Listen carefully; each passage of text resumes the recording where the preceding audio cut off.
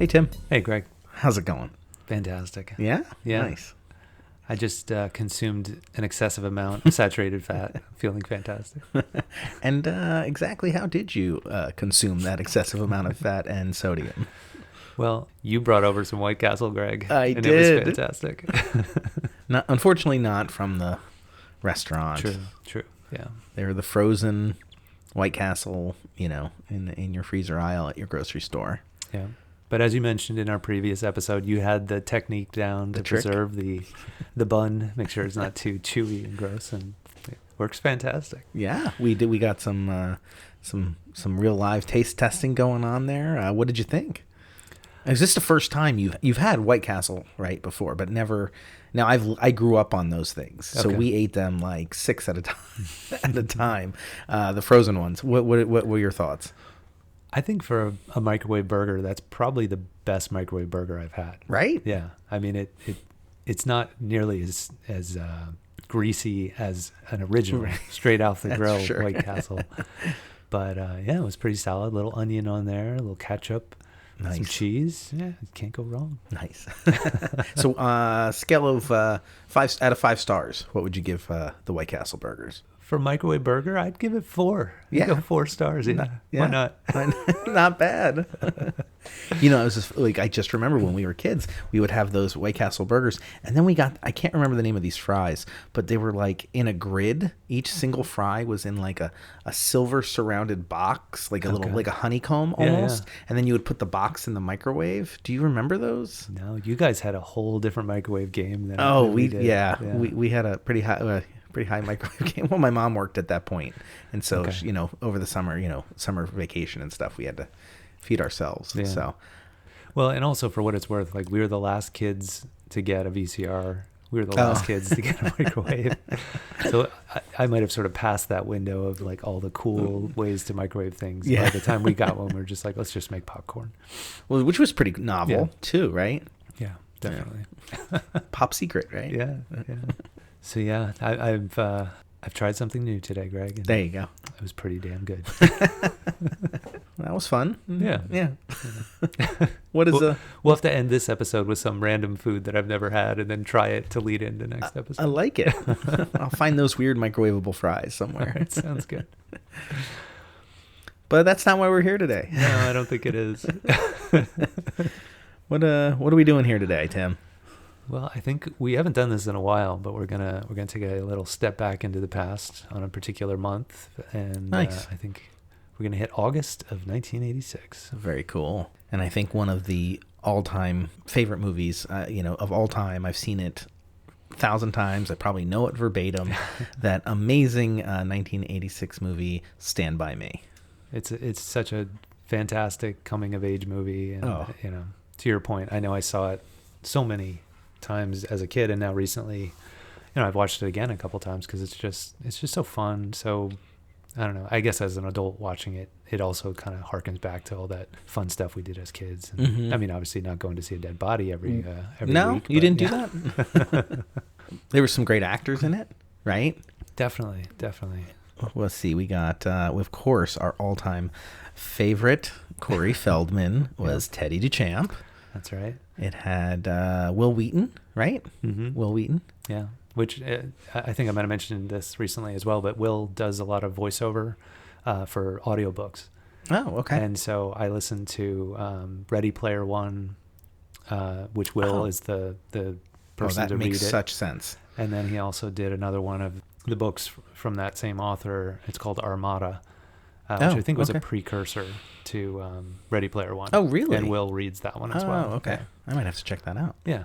It's a local Southern Lehigh Library has it on audiobook if you want to rent it for free. Yeah, it's about my price range. Yeah. There was who's some others? We had River Phoenix, who played course. Chris Chambers. Yep. And then, to round out the foursome, Jerry O'Connell played Vern. So good. Yeah. So funny that he became such like a stud when he got older, right? Yeah. Well, and the fact that he ended up marrying Rebecca Romaine. Oh, yeah. Vern did all right for himself. Yeah, he did. He ramped up as he got older. He hit puberty and he took off. Yeah. But Kiefer Sutherland was in it. He was the fantastic Ace. Yeah. Ace Merrill. He was the bully, the antagonist in the movie. He was fantastic. Yeah, he played that role so well. Oh, yeah. what a jerk. And Richard Dreyfuss, right, was the adult. Mm-hmm. And there was, the one other one I mentioned was John Cusack. Yeah. From a number of movies. Yeah. But he was the older brother. Yeah. Yeah. Of Gordie. Yeah, and it was one of those things where I'd have to think that was probably one of the first movies for him as well. I don't know that he was in a lot of movies prior to that. I think he was in Better Off Dead. I can't remember the order timing of it. Yeah, that might have been before. Because it was Better Off Dead and then One Crazy Summer were like almost back to back, and I can't remember which one came out first. Yeah. But as a sneak, we were going to talk about movies of '86, but One Crazy Summer came out the same month, so John Cusack was in both movies at the same time. So it's kind of funny. Yeah.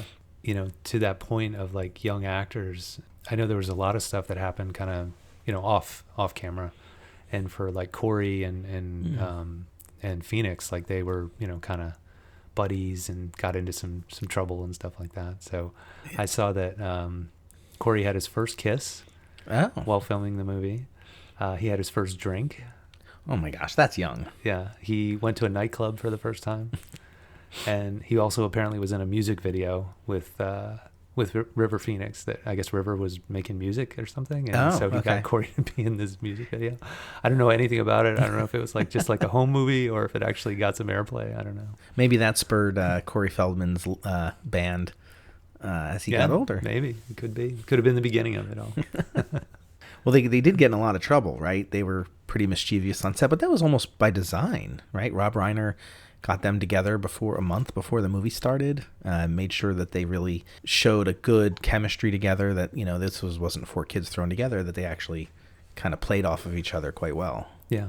Yeah. I heard that he got them all together in a hotel for like a week before shooting. Oh, is that what it was? Okay. Yeah. And they just played games and just hung out like what four kids that age would do. And it seemed to really work because they're on-screen chemistry, and like it really felt like they were friends. It was so good, right? The way they antagonized, like they picked on each other, and it just so natural. Yeah. Two for flinching. Yeah.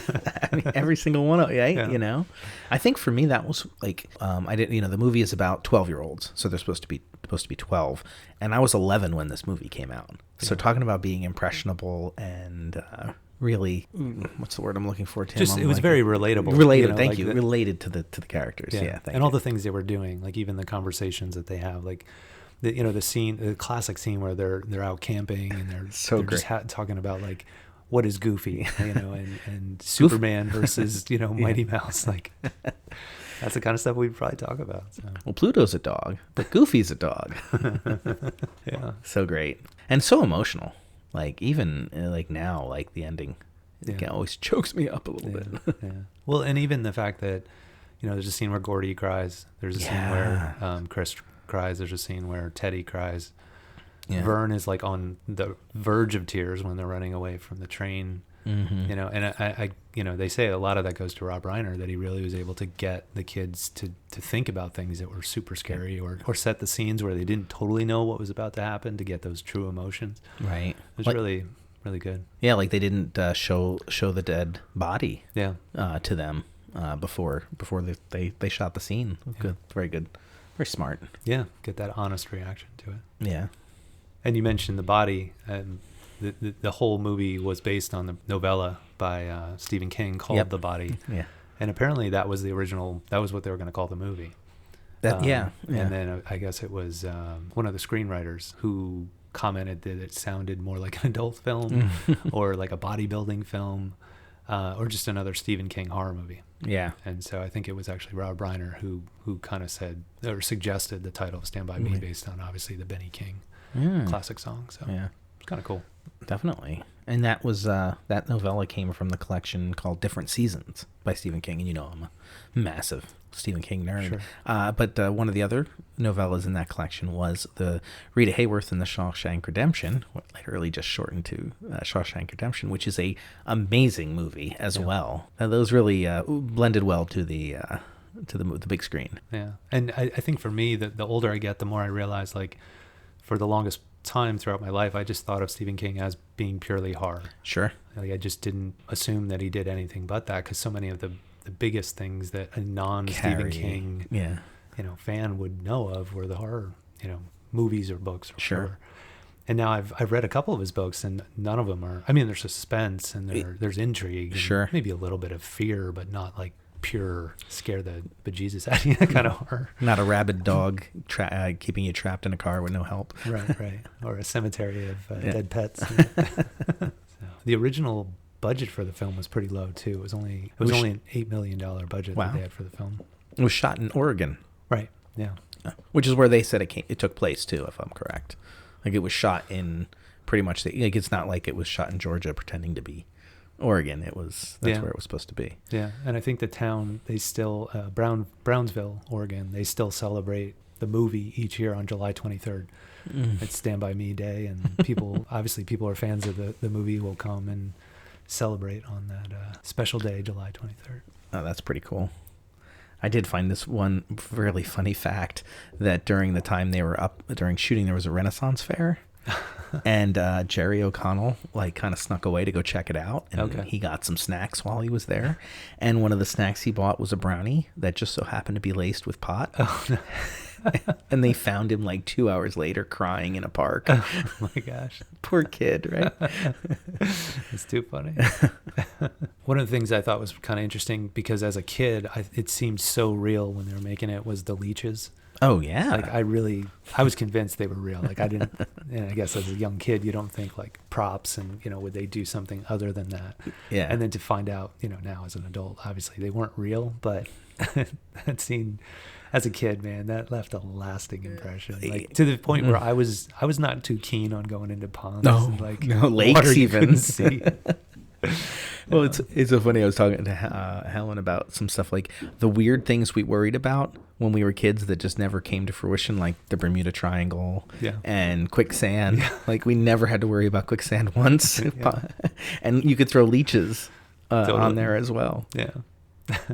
I saw a movie once when I was a little kid, probably around the same time, called African Queen, Humphrey Bogart. Yeah, and it's a really good movie, actually. And in the scene, they both fall over water and come out covered with leeches. And for years, I would, lake, river, if it wasn't the ocean, I wasn't going in it. Yeah.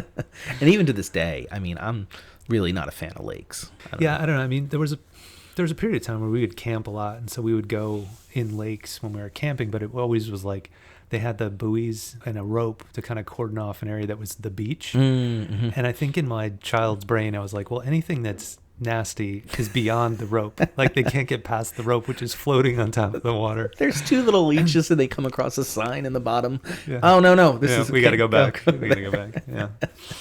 And actually, this is kind of funny.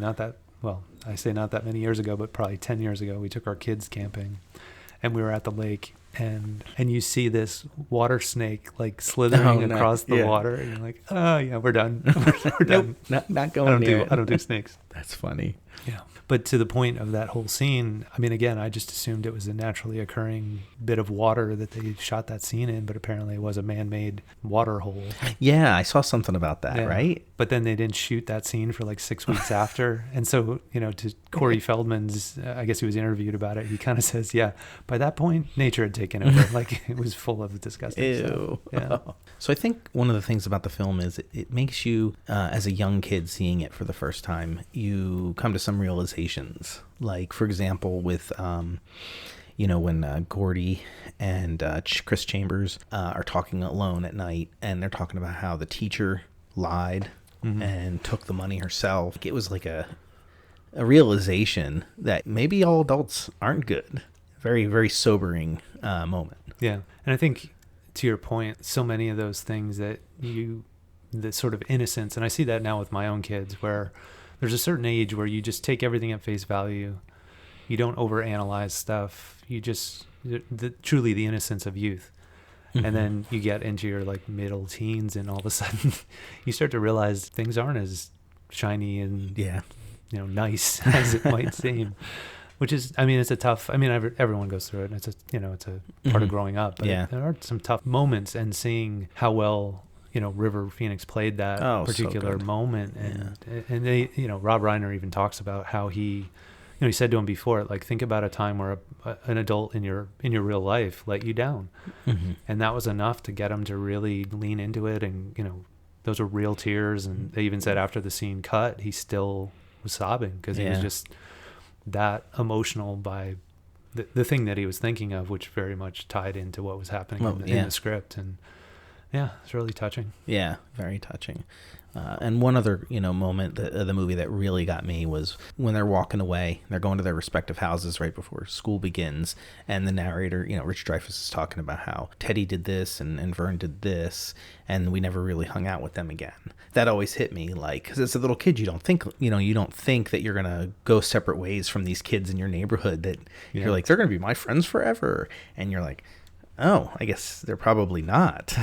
Yeah. Well, even at that age too, where, up until age 12, at least in my schools, that was still considered elementary school. Mm-hmm. And so you had only the friends that you knew all along. And then you go to that junior high or middle school or whatever, and it's this whole new pool of kids, and how quickly friendships do kind of drop off. I know for myself, I had a few friends that fairly close with, and then some of those friendships remained, and then other ones just kind of fell off as, like, I got into certain sports or they got into certain other things. And it's kind of again, everybody goes through it, but it is, it's so apparent, the way they have that summation at the end of the movie. Yeah. I guess, like you had said in the very beginning, it's just one of the best coming of age movies for a reason. Yeah. It was great. Yeah. Now, kind of tie it to our kids. Did you ever show it to your kids? No, they haven't seen it yet. Oh, no. Okay. No. Yeah. I did show it to my kids, and much like so many, hi Gabe, much like so many of the movies I think that they're going to love, they were like, eh. So I thought it would have a bigger impact. Like, you just assume it impacted me, but it didn't really. They were like, yeah, it was okay. Like, I think they liked Stand By Me better than Breakfast Club. So they did like the humor a little bit more in Stand By Me.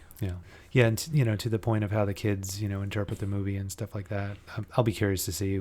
At some point, I'll show it to them, or make them watch it. But I think one of the things that when my kids do watch movies, they always talk about, like, the CGI and how things looked in older movies versus newer movies. Not that there was a lot of that in this. There was, the train scenes where they would bend the distance of the lens to make it seem like the train was closer, and they used stunt doubles and everything.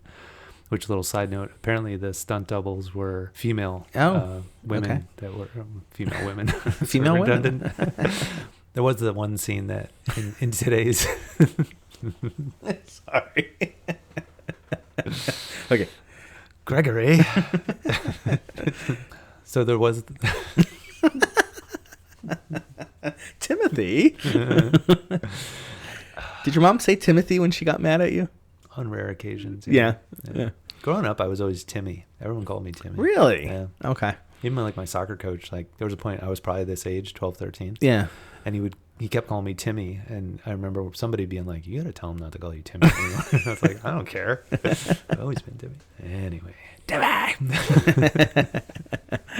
So there was the one scene that there's the deer that kind of crosses the tracks, and that to me would be, in today's film, style, they definitely would have CGI'd that. Oh, totally. And I just remember, watching it thinking, like, how'd they pull that off? Was that like a trained deer or something like that? And I did read that it sounded like the crew just kind of attracted the deer with some grapes, apparently. Really? And managed to get it to kind of walk through the tracks. And then it wouldn't leave, apparently. I guess the grapes must have been delicious because it didn't want to leave. But I thought, how random. Like, and it didn't, what I read, it didn't say if that was definitively, like, part of the original script that they were going to have this sort of touching little moment with the deer and Gordie, and that would be kind of his little moment that was separate from the boys, or if it just happened organically that there was a deer nearby and like, oh, quick, let's try to make this work. I don't know the answer, but it was pretty interesting nonetheless. That is interesting. I just assumed they, like, grabbed a deer from, like, a local zoo or something and just threw it out there. Yeah. It's kind of curious. I think, I mean, it's been a long time since I read the novella. I'm pretty sure it happens it does. It is written in the book. Maybe they weren't going to shoot it, and they were like, well, maybe they had I don't know. Well, if it was in the book, though, then there's probably a stronger chance that they just, where they were shooting, there's probably a fair number of deer, and maybe they corralled one into a area that they could sort of orchestrate it. I don't know. I mean, animal trainer is obviously a part of a lot of movies, Probably Right. somebody there who knew how to lure a deer. I thought you were going to say animal tranquilizers. It reminds me of Old School. Yes. Ooh. You're funny. Classic Stifler moment there, a little cameo. Yeah. But you know what? I'll reread it in the next 6 to 9 months, and we can report card whether it was in the book or not. 69 months. No. Anyway, where were we? In August of '86. Oh, right. So I think you had mentioned one of the scenes that sort of the it's not a part of the movie. It's just the Gordie telling the story. Do you want to touch on the lard ass story, the pie eating contest, and it just comes out of nowhere, right? You're watching this movie about these 4 kids in the woods, and then out of nowhere, there's this pie eating contest that is probably the funniest scene in the entire movie when the vomiting ensues, and it just was like, just put the cherry on the top of the sundae for this movie for me, to have such a weird kind of, and I read, I didn't read the book then, but at the time you're like, oh my God, it's so funny, and the vomit was so gross, and this person puked on that person, and this person leaned over and puked into her purse, and it was just so funny. Yeah. Well, and even, as a 12, 13, 11, however old we were when it came out, like that's like classic humor for a 12 to 13-year-old, just, somebody throwing up, like what's funnier. But in going back and watching it now, I don't remember when I was a kid how much I paid attention to sort of the sort of pantomiming that they were all doing, where they'd go, and just open their mouth. And then they had like the hose or whatever behind them that they were firing this, projectile purple pie eating vomit. I did see that the vomit itself was created by mixing large curd cottage cheese with blueberry pie filling. So I'm sure that smelled great all over the set. Yeah, I don't know how well the crew would have held up with all that, but I wonder how many takes it took. If it was just a one shot, they just let it rip, and whatever they got, they got. We're rolling with this, people. Yeah. But the interesting thing that I always took from that scene was just how unlikable the previous year winner was. The actor who played the winner. He trips, lard ass as he's walking up. Yeah. And he whispers in his ear, and he just seems so just icky kind of guy. And anyway, he gets his due. Oh, he gets his comeuppance. Yeah. He always reminded me of, or vice versa, when I saw Beauty and the Beast. As was it Gustav? No, Gaston. Gaston, like that guy was, to me, was Gaston. Yeah, he's got a bit just like the jawline and the hair or something. Yeah. That's funny. All right. Well, if you haven't seen that movie, what's wrong with you? Go rent it now. That's right. And why don't we end this segment, Tim, with Chopper, Sick Balls. Well, I was going to say you wanted to end it there, but I have to say, you've to your own admission had people compare you to Richard Dreyfuss a little bit, sort of, and you're delivering that line. Just it sounded spot on to Richard Dreyfuss delivering that line as he's retelling it as the adult as Gordie's running away. Well done. But we're going to need a bigger boat. Nice.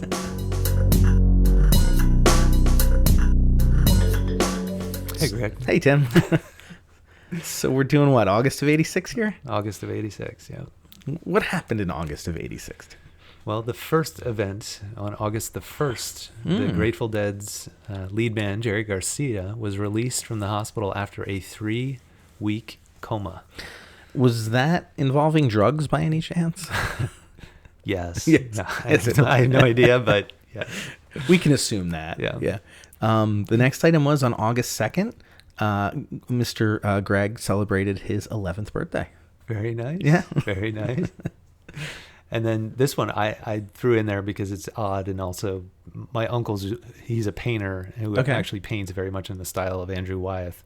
Okay. So on August 5th, it is revealed that Andrew Wyeth of Chaddsford, Pennsylvania, not that far from here, had secretly created 240 drawings and paintings of his neighbor, Helga Testorf. Really?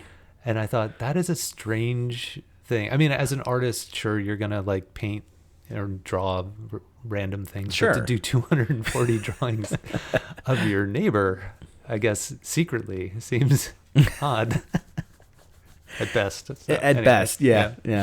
I don't know anything more about that. I don't know if there was some sort of secret affair, or I don't know, but I just thought that was curious. So, I mean, I could see one, you're like, oh, I got inspired, but 250, you've got an issue. Yeah. Even 220 is right. acceptable. Yeah. But beyond that, no way. Yeah. On August 15th, U.S. President Ronald Reagan decides to support a replacement for the Challenger, which we had talked about in a previous episode, I'm pretty sure. Yeah, and I just saw there's a Netflix docuseries, or it might be just a documentary. I'm not sure if it's a docuseries, but there is a new film that just popped up about the Challenger. Oh, okay. I haven't watched it yet, but I am curious. I mean, that was such a moment in our childhoods. Yeah. Let's see. Okay, August 16th, Madonna's True Blue album goes to #1 for 5 weeks, and her single, Papa Don't Preach, goes to #1 for 2 weeks. Would you like to sing any little bits of either of those? I don't know. My voice is a little gravelly today. All right. I could give Papa Don't Preach. Here we go. No, I'm not going to. Well, maybe on August 18th, Bon Jovi released his third album, Slippery When Wet, which happened to be the Billboard's top-selling album of 1987. That's how big of a monster that was. Yeah. I don't know if you want to sing any of those songs instead of the Madonna. I'm just leaving that out there if you feel like it. Again, I will. I'll pass. Okay. But, yeah. Maybe I'll feel inspired a little later, but for now, we'll let it go. Also on August 18th, Howard Stern's radio show premiered in Philadelphia on 94 WYSP. Yeah. Big deal. Yeah. Really big deal. August 18th also, we remember the quarterback Jim Kelly. He signed with the NFL Buffalo Bills for a whopping $75 million over 5 years. Yeah, that number money. seems crazy. Yeah. I mean, not that the contracts now aren't insane, but still, for 86, 75 mil seems like a ton of money for someone who could just get there and not win. Poor guy. And then obviously the movie we just touched on, Stand By Me, was released on August 22nd.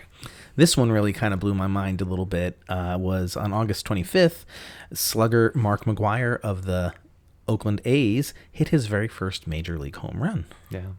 And that just was like, wow. He probably, I guess he had like an 18-year career because he was around in late 90s, even maybe early 2000s. Felt like he was around for a long time. Yeah, I don't remember exactly when he finally, disappeared, and partly because of some of the controversy surrounding him and Sammy Sosa. But yeah, pretty crazy. Yeah, it's pretty wild. 86 first home run. Yeah. And up next, we're going to talk about the top 10 on August the 16th of 86. Should we go 10 to 1? Sure, let's do that. All right. So at number 10, the song Rumors by Timex Social Club. I don't know the first clue. Drawing a blank on that one. Yeah. We'll have to put together a playlist. So if you go to our website, you can check out all we make playlists for most of our episodes, and we'll include these fantastic top 10 hits here for you. Definitely. And maybe some other songs from Stand By Me or something like that. Yeah. Definitely. At number 9, Venus, Bananarama. That one got a lot of airplay. I do remember that one. Yeah, it was quite popular. At number 8, Steve Winwood with Higher Love. Yeah. Again, I remember. I remember got that a lot of airplay. Yeah. But a little bit on the cooler side was The Danger Zone by Mr. Kenny Loggins. That's right. Yeah. I'm feeling inspired right now. Highway to the danger zone. It was a little pitchy, dog. Still better than I could do. So good. Yeah. And then at number 6, Rod Stewart with Love Touch. That seems naughty. It does. Rod Stewart was kind of naughty. Coming in at number 5, We Don't Have to Take Our Clothes Off by Jermaine Stewart. Also sounds a little naughty. A little bit. I kind of want to sing that one too, but I won't. You know it? We don't have to take our clothes off to have a good time. Oh no. We can dance and party all night and drink some cherry wine. He just kept going there. I know, it just kept coming to me. And I apologize. Sorry, you can just skip ahead if you don't want to listen to that crap. Anyway, number 4 was Peter Gabriel with Sledgehammer. Definitely good song. And number 3, Mad About You, Belinda Carlisle. Kind of remember that one, yeah. I kind of remember that. She was in one of those, like the Go-Go's or something like that, lead right? singer of the Go-Go's, yeah. And then, as we mentioned, Papa Don't Preach was Madonna at number 2. Now this one, Tim, I have a feeling you had a couple mixtapes with this on it. The Glory of Love by Peter Cetera from The Karate Kid Part 2. Yeah, and for what it's worth, my parents were kind of big Peter Cetera fans, so yeah, I'm pretty sure that it was on pretty heavy repeat in the Feather household. Fantastic. Well, we can't wrap up the month, though, without the movies that were also out at the same time as Stand By Me. Sure. So, any good ones? I mean, there was a Friday the 13th, so you kind of can't go wrong there. Yeah, I mean, it was part 6, so it's pretty far into it. I can't say that I have many direct How is it possible that they were yeah. already at part 6 in 1986? Yeah. That's great. They must have just been churning them out. Like, every 6 months. Howard the Duck, big flop. Yeah, but a classic. Like, to me, that was on every Sunday. Yeah. In the Sunday afternoon matinee, it was Howard the Duck. I'm not sure I ever even saw it all. I maybe once saw it all the way through. It wasn't very good. No. Yeah. But yeah, and I think the actor who played the principal in Ferris Bueller's Day Off was a big part of the Howard the Duck movie. Oh yeah. The premise of the movie is sort of escaping me, but I feel like that actor was one of the main guys in the movie. So I'll have to report card that, but I think that's right. All right. One Crazy Summer. We mentioned earlier, Yeah. John Cusack. Demi Moore was actually in that. Okay. It's a great movie. I don't know if you've seen it. It's fantastic. Yeah.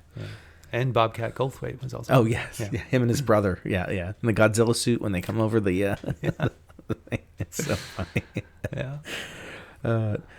Now, speaking of growing up, we just talked about how much Stand By Me forced us to grow up at the tender age of 11. A little movie by the name of Transformers, the movie. Yeah, that one left a lot of us in sort of a emotional state after seeing that. Autobots dropping left and right, turning gray, turning to dust. Like, what's happening? Yeah. I think that was a little too. They went too far. They went too far, in my opinion. We weren't ready for that. No, we knew if we were 14, 15, we could have handled it better. Yeah, amazing. The Fly. Now this movie still haunts me to this day. So good. I'm always afraid my ear is going to fall off when I look in the mirror at night. Oh, and like pulling his teeth out. Everything was just falling off of him.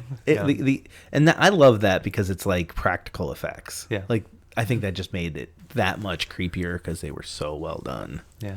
So good. I feel like Jeff Goldblum never totally shook that character either. Like he's always been like just licking his lips, a little nervous. Little twitchy. Yeah. Little twitchy. We had the sequel to Texas Chainsaw Massacre come out. Nice. Yeah. A movie with Keanu Reeves, River's Edge. I didn't know he was making movies in '86, to be honest with you. No. I mean, I guess Bill and Ted's came out a little bit before this, but I'm not even sure. Yeah. Yeah, I don't know. I this particular film, no, I don't know. Yeah. And the world, before he became Thanos, Mr. Josh Brolin was in a skater flick called Thrashin'. Yeah. I've seen it. I don't recall it though. I can't say I remember much of it, but yeah, I know we watched it because we're really big into skateboarding around. I mean, this might have been a year or two before I really was hardcore into skating, but okay. I know I saw it. Like they were the cool, dangerous kids. Yeah. You know what I mean? Yeah. I think it was a play on Romeo and Juliet where there was like two, like rivals. Yeah. And then he falls in love with somebody on the other side or vaguely remember something like that. But right. I could be thinking about Gleam in the Cube. I don't know. Sounds good. Hey, cool.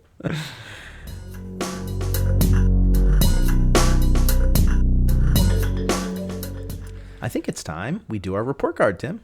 Sounds good. All right. So kind of went through the entire episode. I didn't find a dang thing we got wrong. Yeah. We were just spitting pure truth. It's just, we're that good that 100%. Yeah, definitely. As Ralphie's teacher said, A plus, plus, plus, plus, plus. Awesome.